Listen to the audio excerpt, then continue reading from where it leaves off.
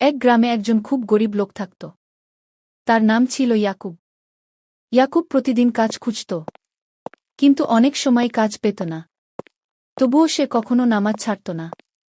একদিন খুব ক্ষুধার্ত অবস্থায় সে মসজিদে গিয়ে 2 রাকাত নামাজ পড়ল, আর চোখের পানি ফেলিয়ে বলল, হে আল্লাহ, আমি তোমার বান্দা, তুমি ছাড়া আমার আর কেউ নেই গি। নামাজ শেষে বের হওয়ার সময় সে মসজিদের দরজার পাশে একটা থলি পড়ে থাকতে দেখল।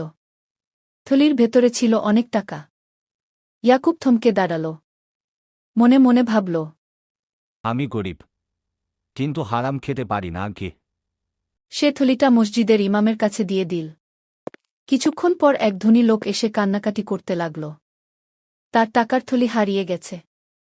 ইয়াকুবের দেওয়া থলিটা দেখে লোকটা খুশিতে কেঁদে ফেলল। লোকটা বলল, আল্লাহ তোমাকে পাঠিয়েছে আমার জন্য।